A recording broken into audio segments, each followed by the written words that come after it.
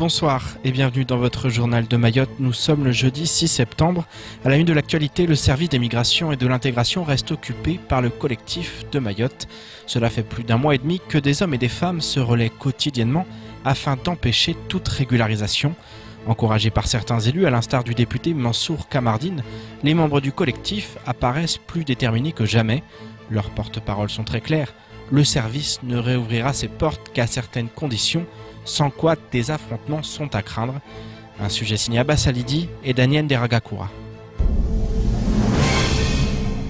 Les jours se suivent et se ressemblent pour les membres du collectif de Mayotte.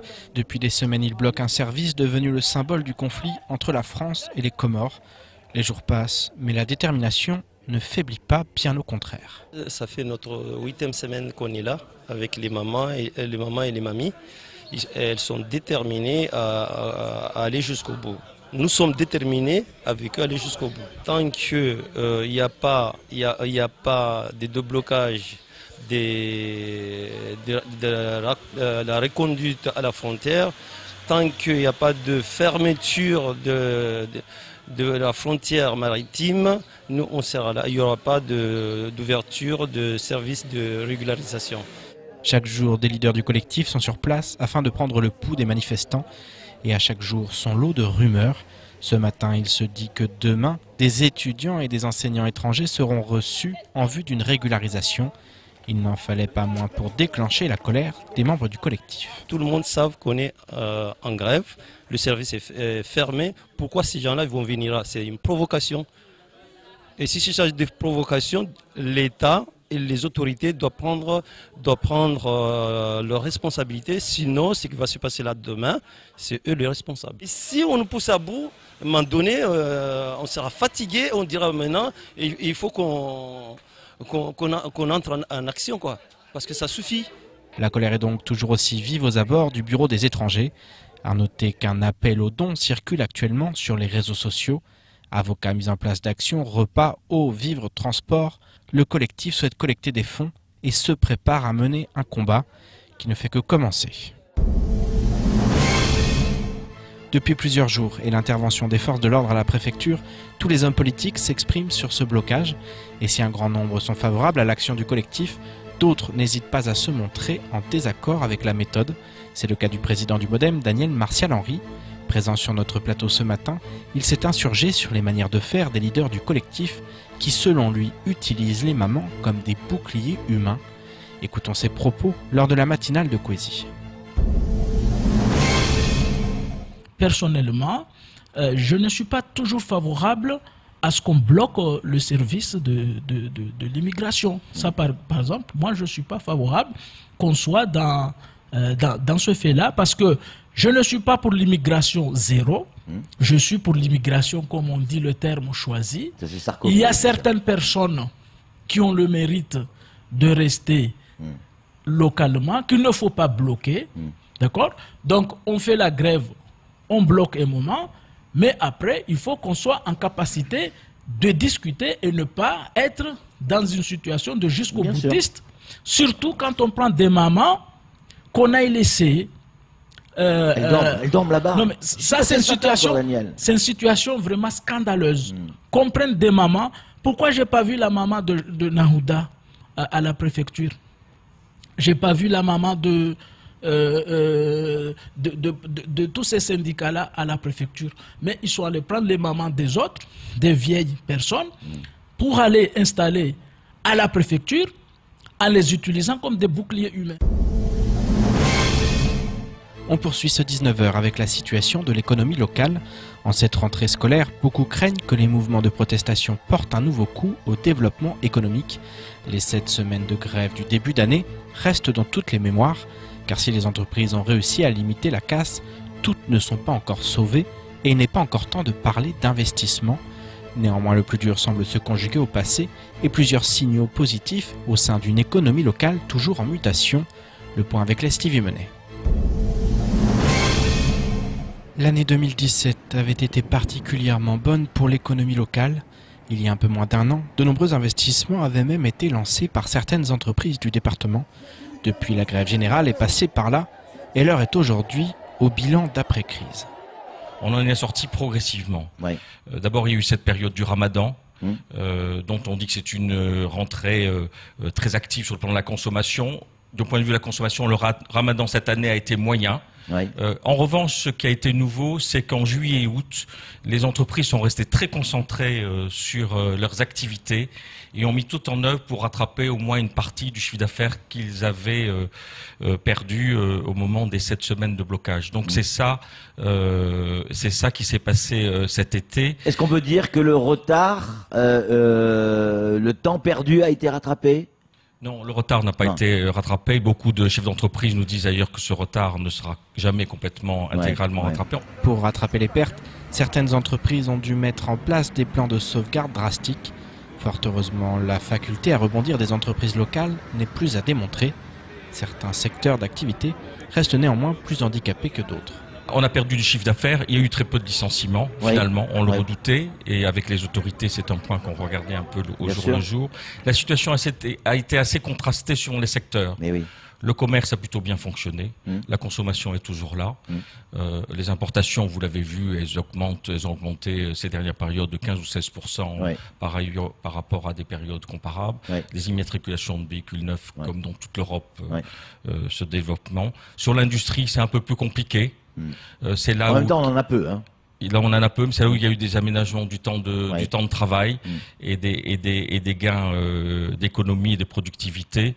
Le point compliqué, mais c'est pas nouveau, c'est le BTP. Lorsque le BTP va, tout va. L'adage est bien connu, mais avec le passage aux 35 heures auquel s'ajoute la grève générale, le secteur attend avec impatience la relance des commandes publiques. Cependant, l'économie locale poursuit ses évolutions et plusieurs signaux positifs sont actuellement relevés par l'IEDOM. Vous avez le secteur des nouvelles technologies, il y a une quinzaine d'entreprises qu'on connaît peu, qui sont dans les nouvelles technologies, que nous on commence à mieux connaître, qui elles ne connaissent pas de crise, quels que soient les événements, et à Mayotte elles prospèrent particulièrement. Sur les marchés de Mayotte, mais aussi sur les marchés extérieurs. Vous avez le secteur touristique, des prestataires touristiques en relation avec la transition écologique, montrer le lagon de Mayotte, tous les messages qui sont passés par les prestataires aussi, soit au Marais. Beaucoup de prestataires se plaignent du manque de tourisme. Très bonne année, très bonne rentrée. Et puis vous avez un troisième secteur aussi. Et on m'en parle de plus en plus, parce que ça permet d'ajuster le marché du travail. C'est l'autorisation qui est faite maintenant aux sociétés d'intérim de se développer, de s'ouvrir, de se développer. Intérim, nouvelles technologies, tourisme, relance de la commande publique, l'économie locale possède de beaux jours devant elle, malgré sa fragilité. Une fragilité qui réside principalement dans le risque de crise sociale, qui plane toujours au-dessus du département. Je vous propose maintenant de faire le tour du reste de l'actualité locale de ce jeudi 6 septembre. Mardi dernier, 2 représentants syndicaux accusés d'avoir pris part à des barrages routiers du côté de Koungou ont été relaxés par les juges. Hier matin, le tribunal correctionnel a rendu son verdict dans l'affaire d'un barragiste du carrefour Ngwezi. Ce dernier avait été accusé par un médecin de l'avoir insulté en tenant des propos injurieux et racistes. Lors de l'audience la semaine dernière, la plaignante avait pu discuter avec l'accusé et tous deux s'étaient quittés en bons termes. La médecin s'était ainsi rétractée, affirmant ne plus être en mesure d'identifier formellement l'accusé. Ce dernier s'était défendu et avait soutenu ne jamais avoir tenu de tels propos. Les juges ont finalement décidé de condamner le barragiste à verser 10 € par jour pendant 30 jours, soit 300 €. S'il refuse de payer, le prévenu risque ni plus ni moins que de passer par la casse-prison. L'ARS Océan Indien réalise le contrôle sanitaire des eaux destinées à la consommation humaine. Chaque année, l'agence réalise un bilan institutionnel de la qualité de l'eau à destination de ses partenaires. 525 prélèvements ont ainsi été réalisés par la RSOI à Mayotte en 2017. Ils concernent les ressources, les sorties des stations de traitement et le réseau de distribution jusqu'au robinet des consommateurs. La qualité bactériologique de l'eau distribuée se maintient avec plus de 99% des prélèvements qui présentent des résultats conformes. La qualité physico-chimique montre une bonne qualité de l'eau en 2017 et aucun dépassement des normes en vigueur n'a été constaté sur les paramètres micropolluants, substances radioactives et pesticides. L'eau distribuée sur l'ensemble du département de Mayotte en 2017 est donc de bonne qualité. Elle peut être consommée par tous et à tout moment de l'année sans risque. Présentée le 17 juillet 2018, la nouvelle orientation stratégique de la coopération régionale tend vers le développement d'une coopération interrégionale qui permettrait à Mayotte de rayonner dans sa région. À cette occasion, le président du conseil départemental avait fait pour la première fois allusion à la fameuse route de la soie. Pour l'île comme pour la France, il est opportun de jouer un rôle moteur dans ces nouvelles routes en favorisant le partage d'expériences et de méthodes pour tendre au rapprochement des bonnes pratiques interrégionales. C'est en ce sens qu'un groupe de 6 jeunes stagiaires mahorais ont participé à un stage d'immersion de 5 mois à l'hôtel Boma 5 étoiles à Nairobi. Les stagiaires ont été sélectionnés à l'issue de tests dans le cadre d'une formation anglais professionnelle du tourisme. Ils ont suivi des actions de préqualification avec le centre de formation d'AESA, conventionné et financé à 100% par le département, pour un coût total qui s'élève à plus de 55 000 €. De retour à Mayotte, ils ont été accueillis chaleureusement dès leur arrivée à l'aéroport. On termine cette édition avec le plan régional de prévention et de gestion des déchets, le PRPGD, qui durant 3 jours fait l'objet de discussions et d'ateliers au conseil départemental. Objectif, réfléchir à une meilleure gestion des déchets à Mayotte. De nombreux acteurs concernés par cette problématique ont pris part aux échanges, à l'instar des professionnels du BTP. À l'heure où l'île possède de nombreux projets de construction et souhaite devenir une destination phare de l'écotourisme, il semble indispensable de trouver des solutions en matière de collecte et de traitement des déchets. Les précisions avec Amina Ariti, Abbas Alidi et Daniel Deragakura. Tenter de trouver des solutions en matière de gestion des déchets, c'était l'objectif poursuivi durant ces 3 jours par le conseil départemental, et ce à travers la préparation du PRPGD, le plan régional de prévention et de gestion des déchets, un plan qui répond à une demande réglementaire et qui prend en compte l'ensemble des déchets produits sur Mayotte. Que ce soit les déchets non dangereux, notamment les déchets des ménages, les déchets des entreprises, les déchets dangereux et les déchets du BTP. Jusqu'à maintenant, en fait, la gestion de ces plans faisait l'objet de 3 plans distincts. Désormais, tous ces plans sont mis ensemble dans un même plan, avec également un plan d'action en faveur de l'économie circulaire, afin de mettre tout ça en cohérence, la gestion de l'ensemble des déchets. Et parmi les déchets dont la gestion pose particulièrement problème aujourd'hui, les déchets du BTP.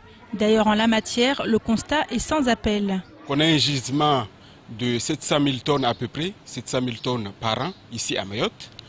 Donc on le constate, il y a des sites de traitement, mais ils ne sont pas suffisants parce que s'il y avait des sites, si ces sites étaient suffisants, on ne se retrouvait pas avec les dépôts sauvages à gauche à droite. C'est donc pour y remédier que les acteurs du milieu du BTP ont été conviés aux discussions et ateliers organisés durant ces 3 jours.